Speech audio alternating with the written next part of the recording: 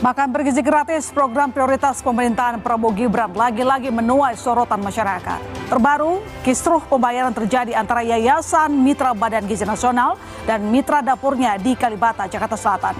Buntutnya saudara, dapur penyedia layanan sampai berhenti beroperasi.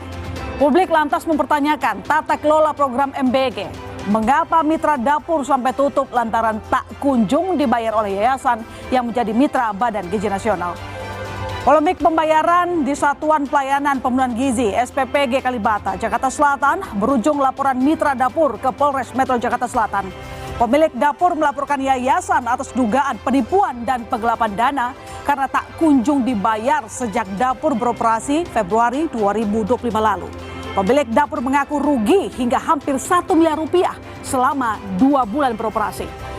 Masalah semakin pelik, bukannya dibayar 1 miliar rupiah, mitra dapur justru diminta membayar sejumlah tagihan termasuk untuk tempat bekal sebesar 400 juta rupiah.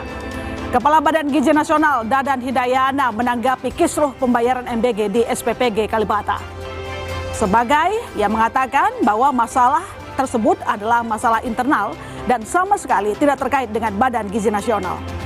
Kasus dugaan penggelapan dana di tingkat mitra menambah daftar masalah program MBG yang diunggulkan pemerintahan Presiden Prabowo untuk mengentaskan masalah stunting. Dalam catatan harian Kompas Saudara dan riset Kompas TV, sejak awal diluncurkan, sejumlah masalah bermunculan dari kendala distribusi hingga kasus keracunan massal siswa di Sukoharjo, Jawa Tengah beberapa waktu lalu. Dan yang terbaru, 21 April 2025 Saudara, baru saja di Cianjur, Jawa Barat, lebih dari 55 siswa diduga keracunan menu MBG. Program MBG tak bisa dibilang main-main. Anggaran yang disediakan untuk merealisasikan program ini terbilang besar.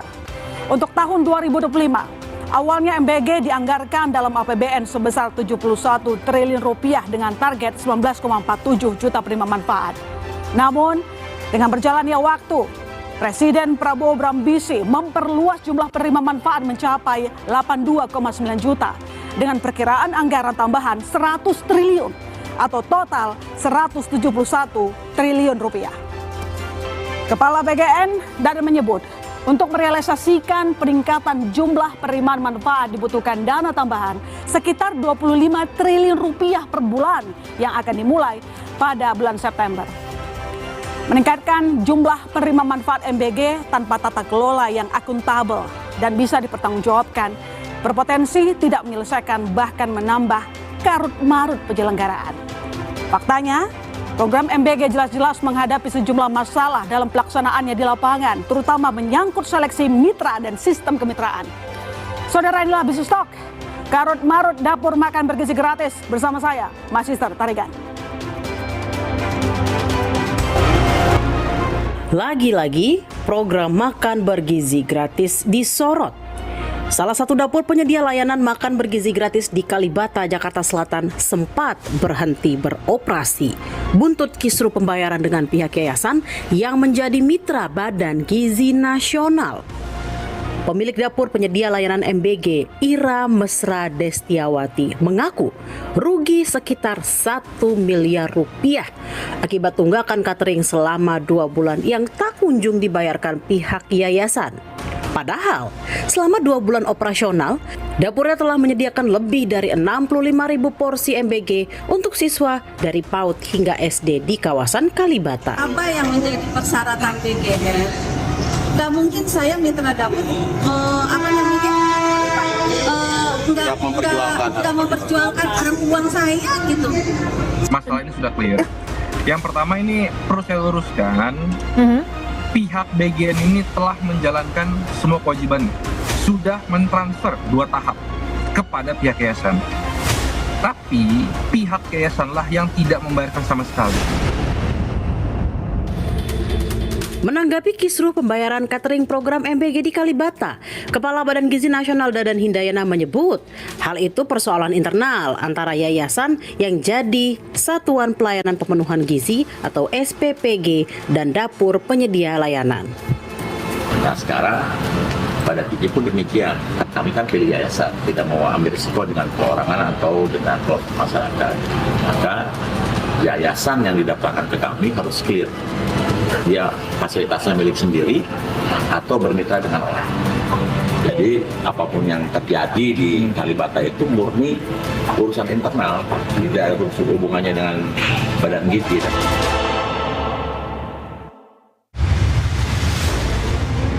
Pengamat kebijakan publik Trubus Rahardiansyah menilai, kasus henti operasi dapur penyedia layanan MBG di Kalibata mencerminkan lemahnya pengawasan pemerintah terhadap mitra program. Trubus mendesak Badan Gizi Nasional memperbaiki tata kelola program MBG. Pemerintah hanya menyerahkan kepada namanya yayasan. Nah, yayasan dengan pihak mitranya nggak ada pengawasannya. Ketika mempercayakan kepada yayasan, itu harusnya dia memastikan yayasan itu yang punya peralatan nggak, dia yang mengerjakan sendiri nggak, jangan dia disubkan lagi ke yang lain.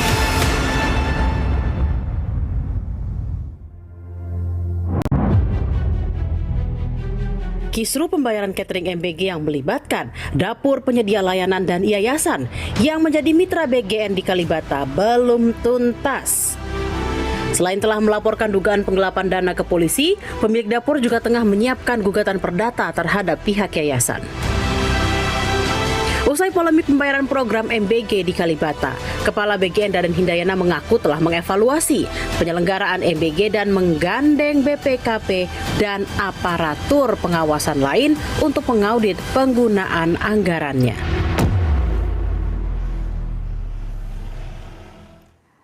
Karut-marut dapur makan bergizi gratis, kita bahas langsung eksklusif datang ke studio, ada Kepala Badan Gizi Nasional Dadan Hindayana. Selamat malam Pak Dadan. Malam, Mbak Ilma. Terima kasih sudah hadir di Business Talk. Sama-sama. Banyak masalah, tapi di sini panggung Bapak untuk menjawab segala pertanyaan publik, Pak. Baik, program MBG ini kembali terpa masalah, Pak Dadan. Kita sama-sama tahu ini bukan kali pertama terjadi. Tapi untuk kali ini, yayasan tidak membayar dapur mitra MBG hingga berujung saling tagih. Jadi makin kisruh. Apa yang terjadi? Mengapa yayasan yang bermitra dengan BGN sampai terlibat kisruh pembayaran? Ya, begini. Kami harus jelaskan dulu mekanisme pendanaan ya. Jadi pada awalnya Badan Gizi itu akan mengelola program swakelola.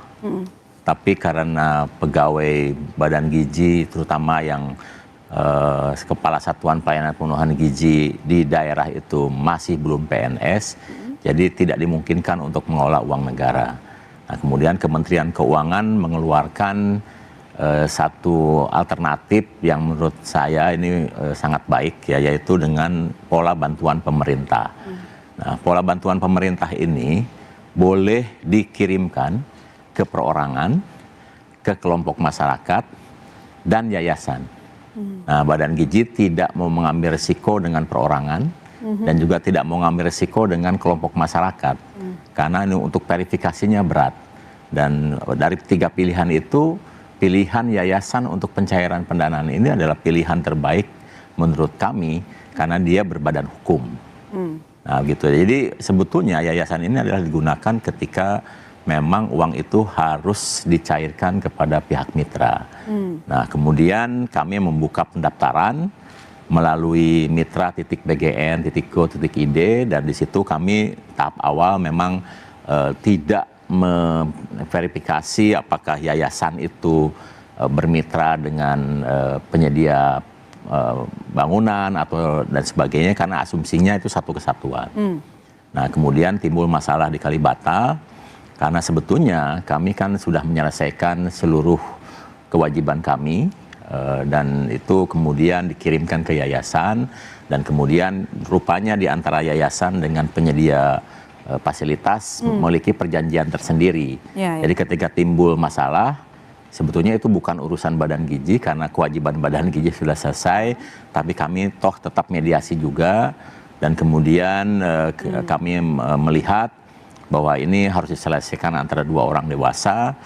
Bagi Badan Gizi yang terpenting adalah program berjalan kembali dan kami sudah mediasi sehingga alhamdulillah di Kalibata kan sudah berjalan kembali ya, meskipun kemudian jumlah yang dilayani tidak sebanyak yang awal karena memulai lagi dengan mekanisme yang baru. Nah, untuk selanjutnya dan mulai dari habis Lebaran, mekanisme pendanaan tidak lagi reimburse, tapi uang muka di depan. Jadi kami sebetulnya berterima kasih kepada para mitra, yayasan, dan kemudian pemilik fasilitas yang sudah berkontribusi terhadap makan bergizi gratis sejak tanggal 6 Januari. Mereka itulah sebetulnya pejuang-pejuang merah putih yang mensukseskan program makan bergizi. Artinya selama ini kan ditalangin dulu ya sama mitra. Gini, pada tanggal 6 Januari pada saat program ini di launching, pada saat yang sama anggaran Badan Gizi masih dibintangi.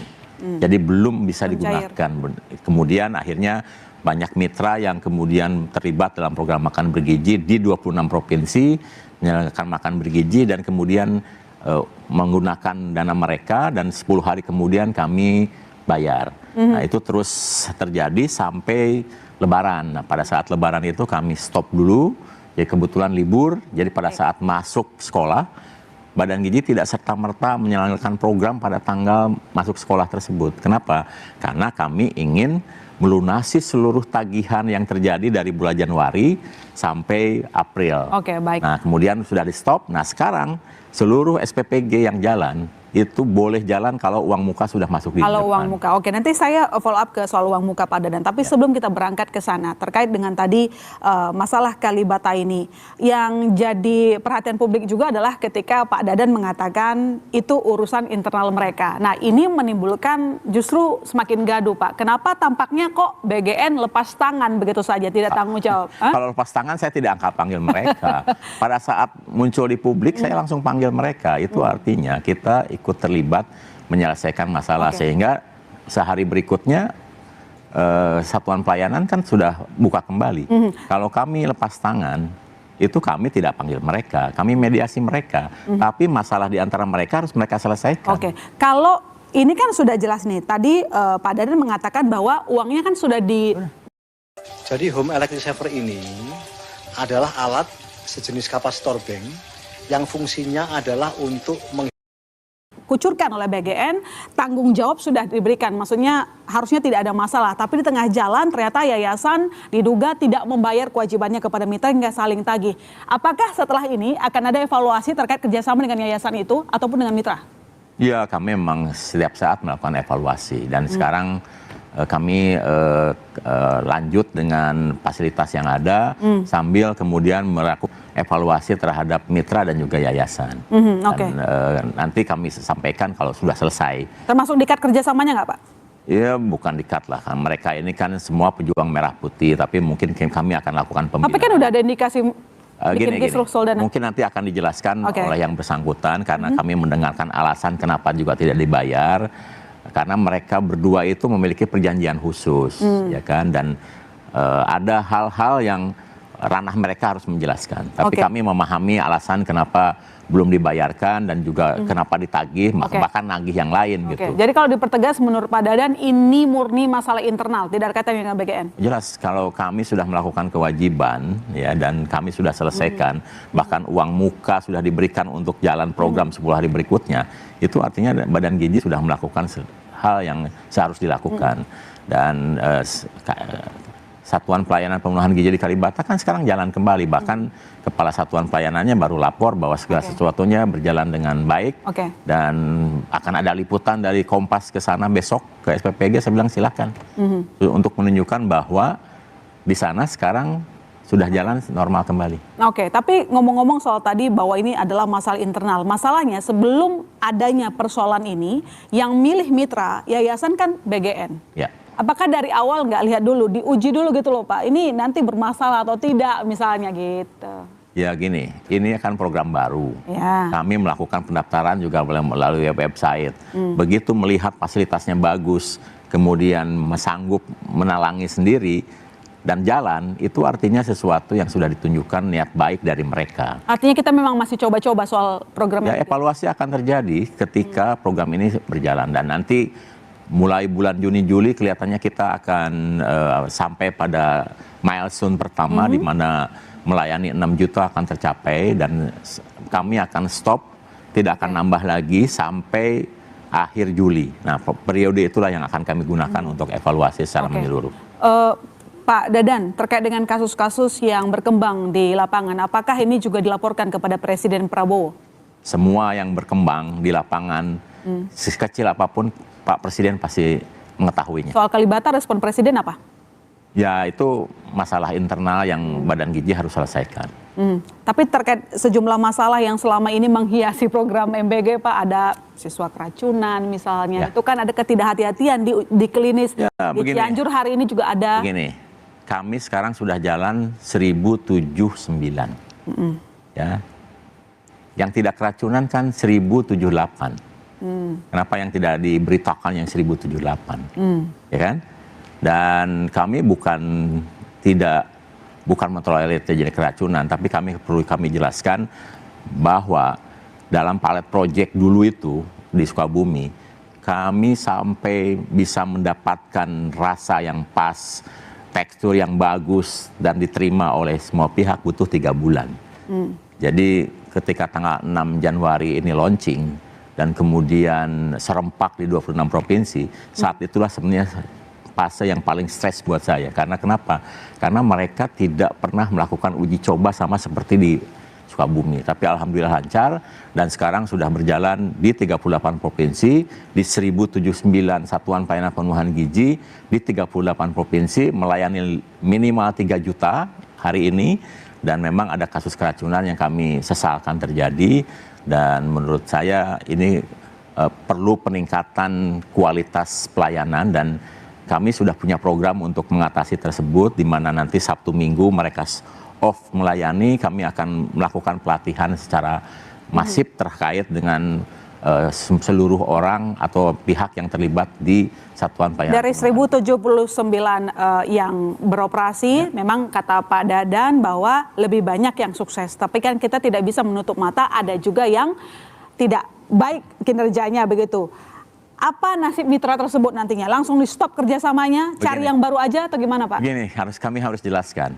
Begitu satuan pelayanan berjalan, mitra bergabung dengan kami, yang mengelola Badan Gizi.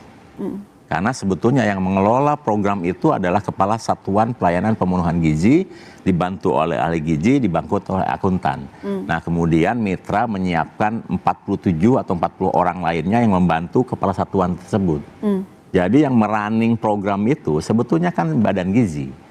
Ya, jadi kesalahan seperti timbul keracunan itu sebetulnya proses yang memang harus kami tingkatkan kualitasnya, sehingga memang salah satu program yang kami buat adalah pelatihan berkala untuk seluruh yang terlibat di dalam program makan bergizi, baik itu untuk meningkatkan kualitas makanan, meningkatkan higienis, termasuk proses mengolah makanan. Seperti yang di Cianjur itu kan ada indikasinya karena teknis terkait dengan terlalu lambatnya proses penyiapan makanan, itu saja.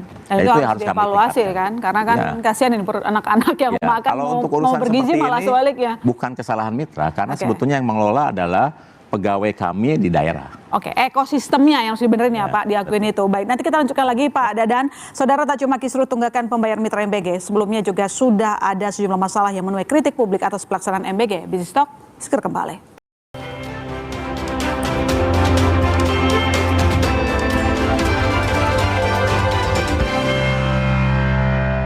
Dapur makan bergizi gratis di Kalibata, Jakarta Selatan sempat berhenti beroperasi karena kisruh pembayaran. Nggak mungkin saya mitra dapur tidak memperjuangkan orang uang saya gitu. Lebih menseleksi lagi nih yayasan-yayasan agar mempertanggungjawabkan ya kontrak kerjanya. Itu murni internal mitra. Mengapa terjadi kisruh dapur MBG? Simak pembahasannya dalam Business Talk Selasa 22 April pukul 10 malam di Kompas. Ya, di segmen ini telah bergabung sejumlah narasumber yang juga akan melengkapi diskusi kita terkait karut-marut dapur makan bergizi gratis. Saya menyapa Pak Zainul Munasicin, anggota Komisi 9 DPR RI, fraksi PKB. Selamat malam. Selamat malam Mbak Iloni. Terima kasih telah hadir. Saya juga menyapa Mas Dana Harley, kuasa hukum mitra dapur MBG Kalibata. Selamat malam. Selamat malam Mbak. Mas Samsul Azhar, wartawan senior konten. Selamat malam. Dan saya menyapa lewat Zoom ada Mas Zulfikar Amir, Associate Professor Sociology Nanyang Technological University. Selamat malam. Selamat malam Mbak Ilona. Terima kasih telah hadir. Sekarang kita mau ke yang punya kasus dulu nih.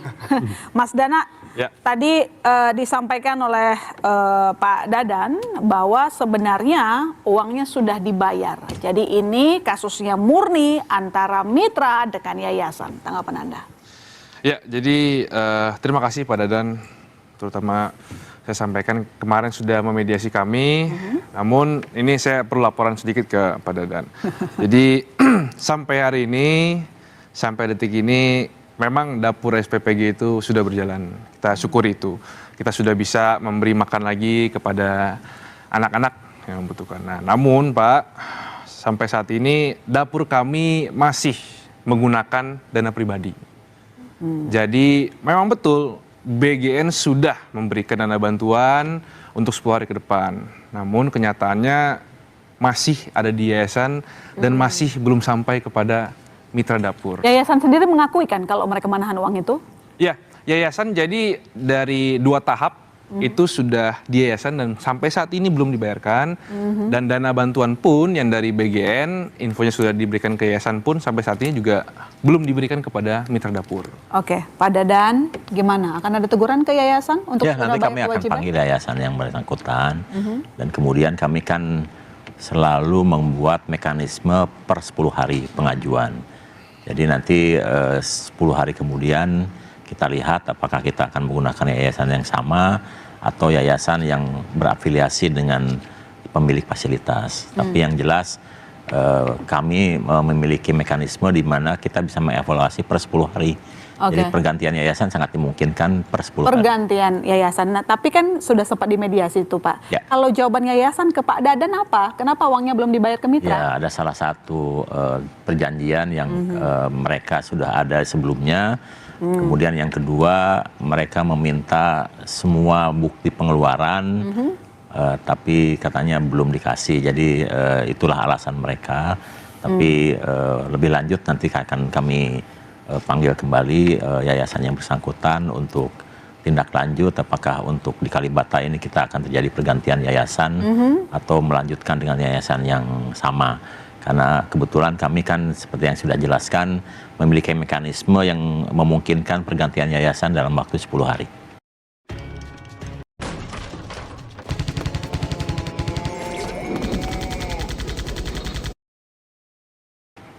Oke, Mas Zulfikar, kalau menurut Mas Zulfikar sendiri, apa sih masalah MBG ini? Ini kan kita bisa bilang skema kongsi ya dalam melaksanakan program MBG. Ya Mbak Ilona, jadi poin pertama yang ingin saya tekankan bahwa program MBG ini penting dan harus dilakukan oleh pemerintah Indonesia. Tapi kita harus melihat secara fundamental masalah yang ada gitu. MBG ini kan adalah salah satu program welfare ya. Dan welfare program itu di mana-mana itu biasanya terbagi dua. Ada welfare program yang didistribusikan secara merata jadi bersifat universal. Ada welfare program yang bersifat targeted, jadi yang diberikan itu hanya sekelompok orang yang mengalami ketimpangan terhadap kondisi sosial ekonomi mereka.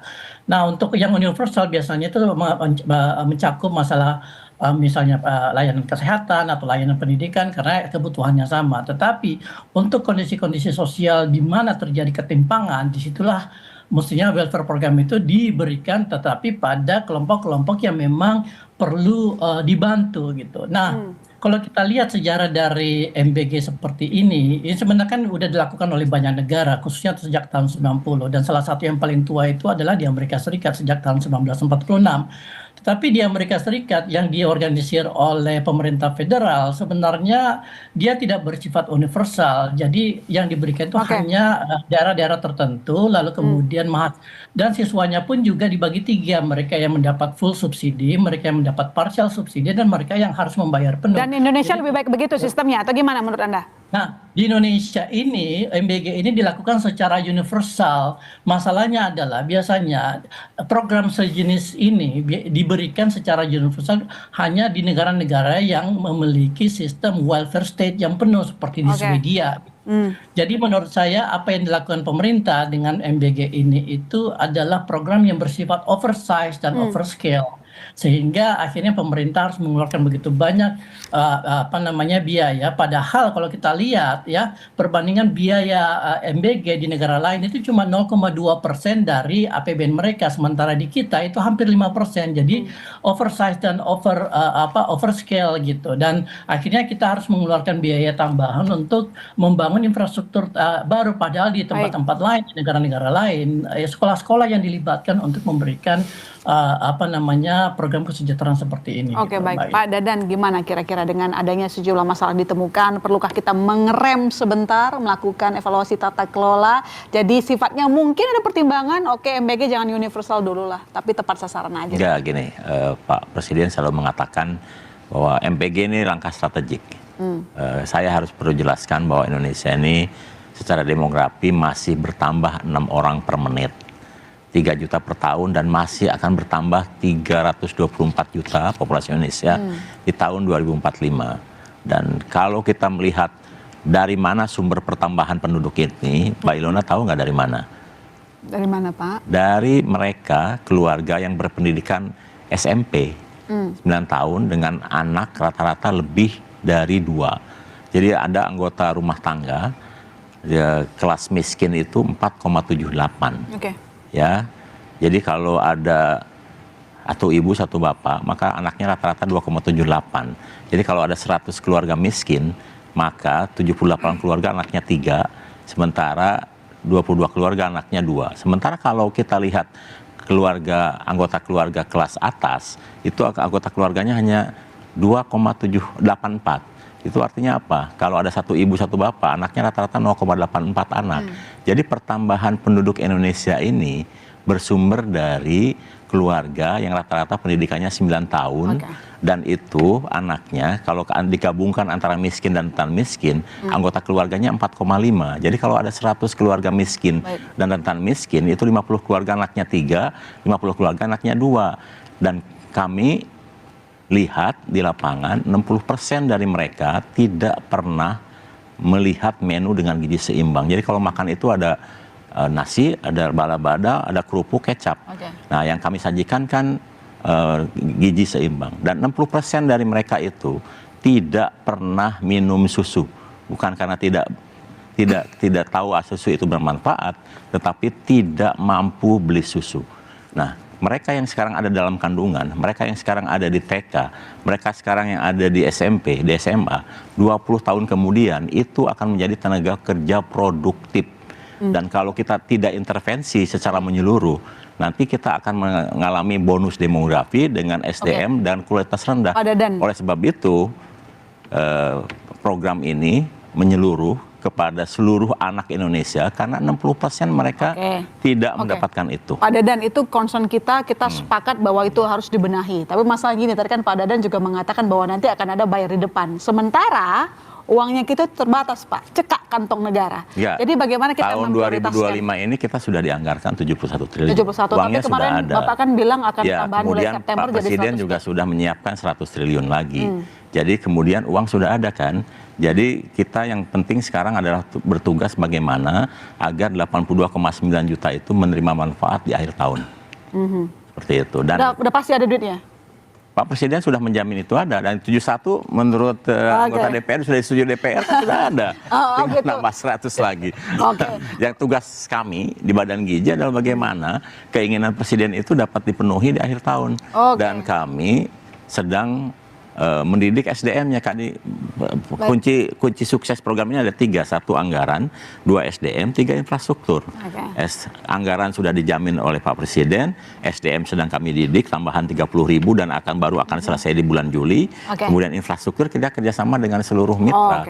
Dan sekarang ini Mbak Ilona harus tahu 1.079 satuan pelayanan pembangunan gizi itu seluruh infrastrukturnya milik mitra dan itu 100% UMKM. 100% Badan Gizi belum pernah membangun satuan pelayanan dari dana APBN dan itu baru akan selesai di Agustus. Oke, baik. Mas Samsul, di tengah ketatnya efisiensi yang dilakukan oleh pemerintah, dari Pak Dadan sudah mengonfirmasi bahwa MBG harus tetap jalan. Tanggapan dari redaksional? Secara program ini sangat bagus, yang tujuannya juga sangat mulia. Tapi kembali lagi, pas pelaksanaannya memang jangan sampai kita mengulang sesuatu yang sudah terjadi. Masih kita ingat tentu di zaman COVID itu ada bansos yang begitu longgar pemberiannya dan ada ciri-ciri yang mirip sekarang, misalnya longgar pemberiannya dan banyak keterlibatan unsur-unsur politik dan ada keterlibatan pihak-pihak yang pengen mencari keuntungan. Nah, itu yang harus kita jaga bersama. Dari saya ada 3 ada 3 indikator itu yang minimal. Kenapa? Satu, misalkan melibatkan relawan-relawan politik itu dalam pelaksanaannya. Nah mungkin itu yang kedua juga bagaimana kita penunjukan langsung itu Pak untuk apa yang mitra. Dan ada laporan-laporan kami dari lapangan untuk menjadi mitra itu juga nggak gampang meskipun online ya Pak. Tapi verifikasi yang dilakukan harus menelepon, harus itu yang mungkin harus catatan-catatan yang bisa dibuat lebih transparan ke depan. Tentu kita tidak ingin program yang mulia ini jadi bancakan lagi seperti yang lalu.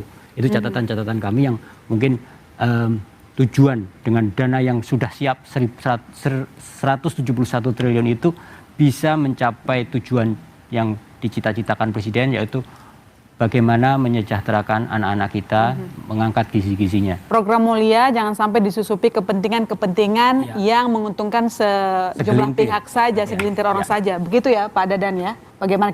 Nanti aja dijawab, usai jeda saudara. Business Talk, sudah kembali.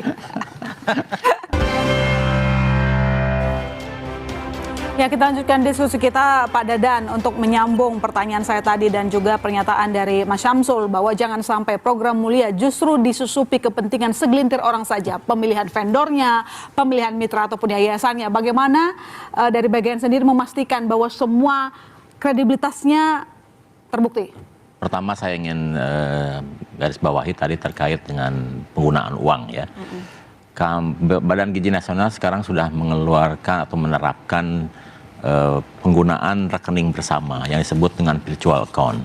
Nah, virtual account ini adalah satu rekening yang dibuat oleh Badan Gizi ketika mitra bergabung dan kemudian harus diverifikasi oleh 2 orang. Satu oleh Kepala Satuan Pelayanan Pemenuhan Gizi dan satu lagi oleh personal in charge dari mitra.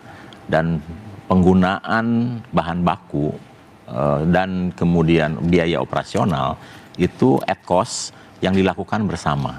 Jadi kami harus jelaskan bahwa nanti dengan virtual account ini kami bisa melacak dari pusat uang ini digunakan apa saja. Sorry Pak, itu kapan nanti sistemnya akan Sudah sudah. Sekarang itu dari 1079 itu sudah 900 mitra menggunakan virtual account.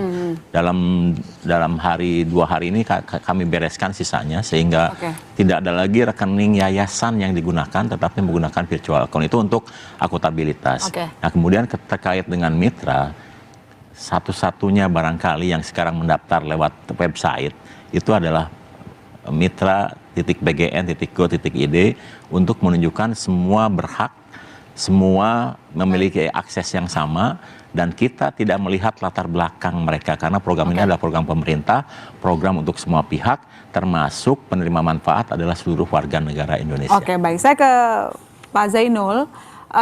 Sebagai yang juga mendukung sekali yang begini berjalan di tengah efisiensi ketat yang dilakukan oleh pemerintah dengan sejumlah masalah yang ada, ICW sendiri meminta kalau bisa rem dulu, periksa tata kelolanya. Kalau dari DPR sendiri gimana? Terkait mungkin kita kasih contoh lah masalah konflik di Kalibata. Kalau bagi kami di Komisi 9, tadi Pak Dadang sudah menyampaikan ya, ada 1079 gitu ya. Idealnya sih zero incident. Idealnya ya. Zero incident idealnya. Tapi kan tidak mungkin, pasti ada error itu di satu program pasti ada errornya. Tinggal kita lihat prosentasenya. Kalau dari 1079 error 1 menurut kami di Komisi 9 itu masih dalam batas toleransi yang luar biasa. Oleh karena itu bagi kami Komisi 9 kita tetap merekomendasikan program ini untuk lanjut. Dengan perbaikan tata kelola tentunya. Tetap lanjut. Ya, kita terima kasih kepada teman-teman di mitra yang kasus SPPG Kalibata itu membuka kepada kita semuanya ada resiko dengan model skema yayasan ini. Nanti tinggal diperbaiki tata kelolanya, apakah model yayasan ini masih akan kita pertahankan. Kalau kita pertahankan, perbaikannya di sisi yang mana agar tidak terulang lagi kasus seperti SPPG Kalibata. Oke. Saya kira gitu. Tapi pertanyaannya adalah kita kan sekarang ini kan depends on yayasan tadi yang disebut oleh Pak Dadan. Kenapa nggak lebih baik misalnya unit usaha misalnya atau apa? Sebetulnya kan di awal skema yang disampaikan oleh BGN, di awal dengan Komisi 9 itu skemanya sebenarnya bukan yayasan sebetulnya. Awalnya adalah mitra berupa perusahaan PT atau CV dan segala macam. Tapi ada kendala terkait dengan kelembagaan BGN yang masih baru. Karena kalau pakai PT atau CV, ya itu nggak bisa kemudian SPP, kan harus dana harus ditransfer kepada pengelola SPPG itu, di mana status pegawai BGN yang 3 orang itu bukan ASN, P3K juga belum, sehingga mereka nggak bisa ngelola uang gitu, nggak bisa ditransfer uang ke mereka gitu. Itulah kenapa kemudian muncul skema yayasan melalui skema Banper ini. Gitu. Dan saya kira skema Banper ini ternyata cukup membantu percepatan pelaksanaan dari MBG. Sudah sampai 1079 saya kira. Ini adalah salah satu kontribusi dari skema yayasan. Oleh karena itu kalau sekarang ada wacana misalnya, kenapa nggak dikembalikan ke skema swakelola dengan misalnya perusahaan atau CV, PT segala macamnya, mungkin itu bisa dipertimbangkan. Tapi kami berharap bahwa skema yayasan masih layak dipertimbangkan untuk tetap dipakai gitu. Kalau mau 2 skema boleh, tapi jangan kemudian gara-gara satu kasus kemudian semua yayasan dianggap bermasalah gitu ya. Jangan dong gitu kan. Ini ada hanya satu yayasan yang problem, masa kemudian atau dibatasi pungutan yayasan itu, Pak. Kalau tadi ada 2.500 dari 15.000 itu kan terlalu besar menurut kami, Pak. Begini. Kami harus jelaskan terkait dengan pungutan ini. Nggak boleh ada pungutan. Nggak ada pungutan. Jadi kalau ada pungutan itu adalah sebetulnya kasus yang terjadi perjanjian yang saya sebutkan di awal, kesalahpahaman terkait pelaksanaan program ini. Jadi dalam program makan begitu ada 3 komponen. 1 bahan baku, 2 operasional, 3 insentif. Nah, yang berhak untuk mitra, yang dingin untuk mitra itu insentif. Yang bahan baku dan operasional sifatnya at cost. Jadi berapa yang dikeluarkan berbasis harga referensi pasar umum, itu yang dikeluarkan. Kalau ada kelebihan di carry over untuk 10 hari berikutnya, kalau ada kekurangan ditagihkan ke 10 hari berikutnya. Jadi tidak memungkinkan adanya pungutan. Jadi kalau ada pungutan di pelaksanaan, itu ini ranah hukum. Sudah ranah hukum. Nah, kalau ada perjanjian seperti itu bakal dihukum dan melawan hukum. Betul. Demi hukum ya. Betul. Jadi faktanya di lapangan dengan di SPPG Kalibata ini, kita itu bikin perjanjian pertama, dalam perjanjiannya tidak ada 2.500, tapi dimasukkan lampirannya 2.500. Jadi bayangkan Pak, kita perjanjian itu 15.000, kita dipotong 2.500. Dengan posisi kita yang menyiapkan tempat, kita yang menyiapkan akomodasi, kita yang menyiapkan bahan pangan, kita yang masak, kita yang menyiapkan semua. Dan yayasan itu istilahnya hanya mendapat persetujuan dari BGN, dia duduk diam, duduk manis, dapat 2.500 per porsi. Kita sudah coba hitung, 19 hari kemarin, via yayasan itu sekitar 170 juta. 19 hari, tidak ngapa-ngapain. Sedangkan mitra kita ini, klien saya, sampai saat ini tidak dibayar. Karena pakai modal sendiri. Ini yang di luar itu ya, di luar hal impossible. Maksimal insentif dari kita saja 2.000. Bagaimana dia bisa mencas 2.500 mau diambil dari mana? Dan kemudian kita sudah tetapkan bahan baku dan operasional at cost. Nggak boleh, kalau misalnya dia mengajukan 10 hari 300 juta, kemudian pembelanjaan karena harga sedang turun, itu 250 juta. Yang 50 juta bukan hak mereka. 50 juta digunakan untuk carry over program bahan baku di 10 hari berikutnya. Jadi kalau ada kekurangan 10 juta, kita akan tambahkan 10 juta di 10 hari berikutnya. Jadi sesuatu yang tidak mungkin dilakukan dengan potongan 2.500, dari mana bayarnya? Ini pasti kong kali kong. Yang membolehkan itu mengambil untung dari bisnis. Jadi kalau harga pasar 30.000 katakanlah telur, dia kemudian markup menjadi 32.000, kami akan kirim BPKP. Oke, Mas Dana, dari awal sebenarnya mitra Anda dengan yayasan apa perjanjian kerjasamanya seperti apa sampai bisa dipotong 2.500? Jadi saya buka sedikit ya dari hasil kita di kepolisian itu. Jadi yang pertama ini perlu digarisbawahi, yayasan ini baru pada Januari 2025, itu yang pertama. Terus yang kedua, yayasan ini dia itu punya perjanjian bagi hasil dengan 2 oknum. Nah, dari 2 oknum ini barulah bikin perjanjian lagi dengan mitra dapur. Jadi sudah ada berapa layar itu? 2 layar. 2 layar, ya. Nah, kemudian kan sekarang ini sudah diproses. Di perjanjian itu kita 15.000 dipotong 2.500. Yang kita tidak suka adalah begini. Kita ini dari awal kita tahunya 15.000 per porsi. Dipotong 2.500 ya sudah. Menurut klien saya udahlah itu bisnis, biarkan. mungkin memang harus seperti itu. Klien saya berpikir seperti itu.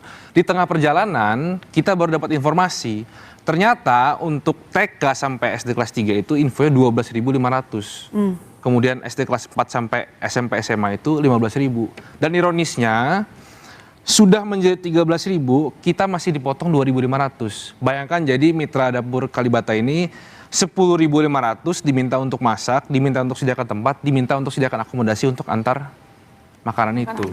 Makanya itulah yang membuat saya dan klien saya ini, satu, kita memberitahu ke publik bahwa ini ada masalah serius loh di MBG Kalibata ini. Oke, baik. Mas Zulfikar, dengan adanya ketegangan antara yayasan dan juga mitra, bisakah kita menyebut bahwa ini murni masalah internal mereka saja atau gimana? Saya kira masalah karut-marut terkait dengan dapur makan bergizi gratis ini tidak lepas dari tata kelola makan bergizi gratis yang menurut saya berlandaskan pada ambisi yang sedikit berlebihan gitu ya. Seperti saya bilang tadi, skala dari program ini itu terlalu besar sehingga kemudian muncullah infrastruktur yang dibutuhkan, tetapi sebenarnya tidak ada semacam fondasi yang kuat untuk membangun membangun infrastruktur itu gitu. Dan kembali lagi kepada hal yang seperti disebutkan Pak Dadan, ada 60% anak-anak Indonesia yang membutuhkan, ya mestinya 60% inilah yang harusnya dibantu terlebih dahulu karena masalahnya adalah mitigasi ketimpangan gizi. Tetapi saya mengerti bahwa pemerintah itu sebenarnya mengeluarkan program ini tidak hanya untuk memitigasi ketimpangan gizi, tapi juga ada kepentingan ekonomi kan sebenarnya, di mana diharapkan program MBG ini bisa mendorong pertumbuhan ekonomi sampai hampir 2%.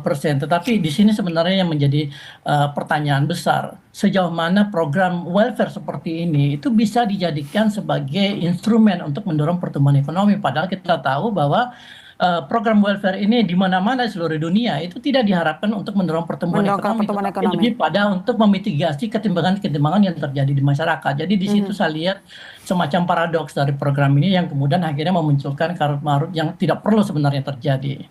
Paradoks termasuk soal kampanye tak berlanjut atau ada aspek elektoral atau popularitas presiden yang bisa turun kalau program ini tidak dijalankan. Jangan dijawab dulu, Mas Zulfikar, kami segera kembali, saudara.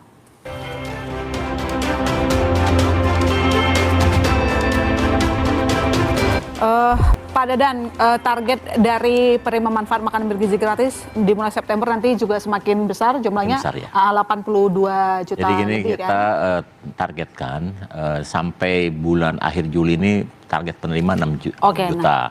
Nanti di Agustus sudah naik menjadi 21 juta. Oke, dan itu butuh dana, tapi selama ini yang mau saya garis bawahi yang disampaikan oleh Mas Zulfikar tadi, pemerintah selama ini mengatakan kalau semakin banyak penerima manfaat artinya ekonomi bisa menggeliat. Tapi dari hitung-hitungan Mas Zulfikar tadi nggak gitu.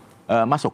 Gini, kenapa kami buatnya dalam satuan pelayanan pemenuhan gizi dan mengelola 3.000 orang itu untuk meng-create new demand. New demand. Ada new demand atau new emerging market.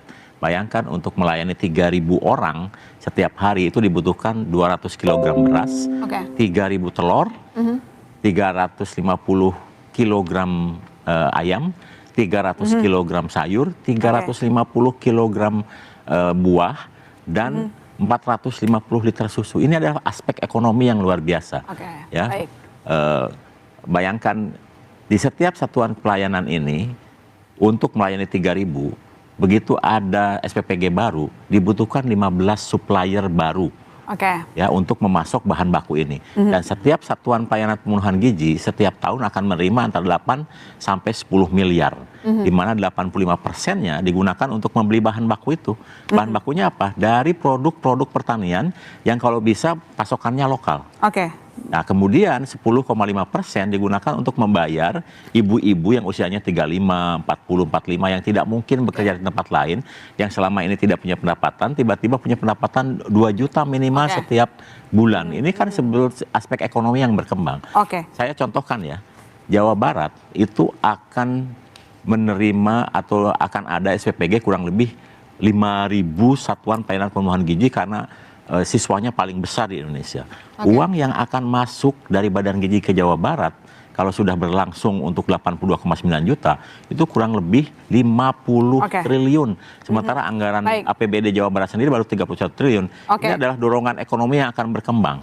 Oke, ada dorongan ekonomi dari Ya. program MBG dipastikan oleh Pak Dadan tadi. Sekarang saya ke Pak Zainul, kalau begitu ada anggapan bahwa jangan sampai MBG ini jalan hanya untuk memenuhi janji kampanye. Bagaimana legislatif bisa mengawasi ini supaya jalannya itu sesuai dengan tujuan mulia tadi? Loh, justru kewajiban seorang presiden memenuhi janji kampanyenya. Iya. Justru kalau presiden Enggak, maksudnya duitnya cekak soalnya. Oh enggak, saya kira udah dihitung oleh Pak Prabowo kok. Tahun ini kita 5.000 dapur dengan 71 triliun. Nanti ditambah 100 triliun, ya kan? Semoga bisa sampai berapa, Pak? 30.000. Sampai berapa dapur? 20.000. 30.000 SPPG. 30.000 SPPG. Kalau nanti kita bisa tercapai dengan itu, saya kira janji presiden untuk bisa meningkatkan ekonomi, membuka lapangan kerja, ya kan? Dan juga peningkatan gizi peserta didik kita itu bisa terpenuhi janji presiden. Jadi kalau kita prinsipnya dari DPR adalah yang penting regulasinya oke. Ya kan, anggarannya oke, SDM-nya oke. Ya kan, kemudian infrastrukturnya oke. Tinggal sekarang pengawasannya. Nah, pengawasannya harus diperketat itu biar nggak ada belok-belok ke Betul, sana. Mas nah. Samsul gimana? Aku Mas Samsul gimana pengawasan supaya ini programnya, ini kan legislatif sama regulator itu kan sudah sepakat bahwa MBG harus jalan. Ini janji presiden satu sisi bahwa harus memenuhi janji kampanye, iya. Tapi faktanya masih banyak masalah juga. Ya, pengawasan itu akan lebih gampang kalau semuanya transparan. Sekarang siapa saja mitra dapur itu bisa lebih transparan, dibuka siapa saja. Nanti masyarakat bisa memberikan masukan. Oh ini siapa Pak? Oh ini pemain lama Pak. Makanan seperti itu. Yang kedua tentu dengan virtual account bersama tadi juga itu terobosan yang bagus. Artinya tidak memungkinkan untuk tadi mengutip itu dukungan yang sangat bagus. Transaksi bawah meja. Nah, transaksi bawah meja. Dan yang terakhir mungkin post audit nanti Pak ya, dari satu periode tertentu itu dilakukan audit yang rutin, biar ada tujuannya bukan untuk nyari kesalahan tapi untuk memperbaiki sesuatu yang belum bagus, diperbaiki lagi dengan agar 171 itu tidak kemakan rente-rente tadi Pak. Itu penting untuk kita jaga bersama. Stop using ChatGPT like everyone else and do this instead. To the men over 50 who don't know how to use AI. Oke, Mas Dana, ini singkat aja harapan Anda terkait dengan konflik klien Anda. Harapan Pak Dadan, saya juga kemarin sudah bicara dengan PCO, harapan saya sih satu, kalau misalnya bisa ada tempat khusus untuk kita memberikan aduan yang direspon dengan cepat. Karena kemarin pada prakteknya itu saya sudah mengirim surat ke BGN, saya sudah datang ke BGN, namun responnya agak lambat. Tapi ketika saya blow up, barulah saya dipanggil. Jadi harapannya kalau bisa ada posko tertentu yang netral yang bisa merespon cepat masalah-masalah di lapangan ini. Oke, jawab singkat Pak, bisa atau enggak? Bisa. Sekarang bahkan sudah ada aduan khusus ya. Oke, baik. Kita berharap program yang disebut Mulia ini bisa berjalan dengan baik, Amin. tidak ada lagi masalah-masalah ke depan, dan tentu saja tetap saja sih saya ngingetin soal anggaran itu kan agak ketat ya Pak. Jadi harus tepat gitu penggunaannya. Anggarannya pasti tepat. Oke, baik. Kami gunakan mekanisme etkos karena yang kami jaga adalah kualitas dari makanan yang harus disajikan. Oke, baik. Jadi fluktuasi harga tidak boleh mempengaruhi Harga dari kualitas makanan. kualitas makanan. Baik. Tidak boleh juga ada mengutip di dalam program penyajian makan bergizi. Baik, terima kasih Pak Dadan, Mas Zulfar, Mas Zainul, Mas Dana, Mas Samsul telah berdiskusi malam hari ini. Dengan demikian saudara, saya masih tertarget undur diri. Sampai jumpa Selasa depan di Business Talk.